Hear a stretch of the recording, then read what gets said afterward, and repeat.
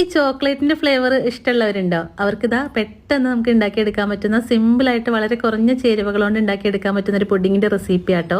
അപ്പൊ നമ്മുടെ chocolate pudding ഉണ്ടാക്കാനായിട്ട് ഞാൻ 500 ml പാലെടുത്തിട്ടുണ്ട്. അതായത് 2 കപ്പ് പാല്, അതിലേക്ക് 1/2 കപ്പ് പഞ്ചസാര, 3.5 ടേബിൾ സ്പൂൺ കോൺഫ്ലോർ, ഒരു 3 ടേബിൾ സ്പൂൺ കൊക്കോ പൗഡർ കൂടി ചേർത്തിട്ട് നല്ലോണം മിക്സ് ചെയ്തെടുക്കണം. അതിലുള്ള കട്ടകളൊക്കെ നല്ലോണം ഉടച്ചെടുക്കണം. എന്നിട്ട് ഇതാ ഒരു നുള്ളു ഉപ്പ് കൂടി ചേർത്തിട്ടുണ്ട്. ടേസ്റ്റ് ഒന്ന് ബാലൻസ് ചെയ്യാനായിട്ട് മാത്രമാണ്, ഒരുപാട് കൂടി പോവരുത്. പിന്നെ ഒരു 50 ഗ്രാം ചോക്ലേറ്റ്, ഡാർക്ക് ചോക്ലേറ്റ് ആട്ടോ ഞാൻ ചേർത്തിട്ടുള്ളത്. നിങ്ങളുടെ കയ്യിൽ ഉണ്ടെങ്കിൽ ചേർത്താൽ മതി. ഈ ഒരു ചോക്ലേറ്റ് ഇല്ലെങ്കിലും ഈ ഒരു പുഡിംഗ് ഉണ്ടാക്കാം കേട്ടോ.